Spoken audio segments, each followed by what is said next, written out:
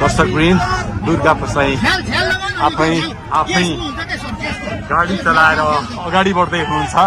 निकै नै अप्रिय अवस्था देख्न सक्छौं हामी। यहाँ प्रहरीले अश्रु ग्यास चलाएको छ।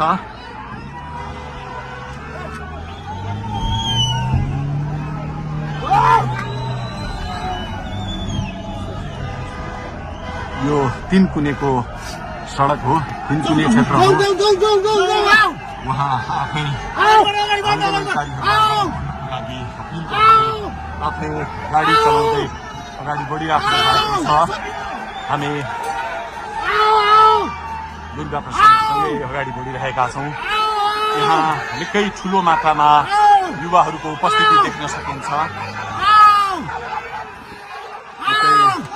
ठुलो मात्रामा युवाहरूको उपस्थिति, प्रहरीको बार तोडेर दुर्गा प्रसाई आफै अगाडि बढ्दै हुनुहुन्छ।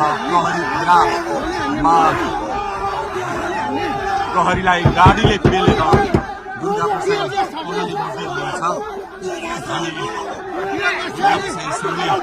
अगाडि बढ्दैछौँ। जहाँ कसैले रोक्न सक्ने अवस्था छैन। प्रहरीलाई दुर्गा प्रसाई पेलेर अगाडि बढिरहेको भएको छ।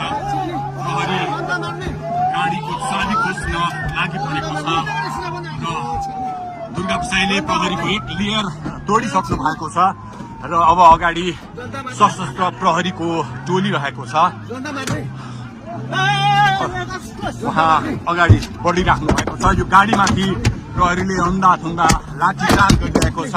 तपाईँ देख्न सक्नुहुन्छ दुर्गा प्रसाईको गाडीलाई प्रहरीले रोकिराखेको अवस्था। उहाँले यो प्रहरीका सम्पूर्ण सुरक्षा घेरा तोडेर दुर्गा प्रसाई अगाडि बढ्नु भएको छ र यति बेला तीनकुनेको यो पुलबाट अगाडि बढिसकेको छ। यो दृश्य अगाडिपट्टि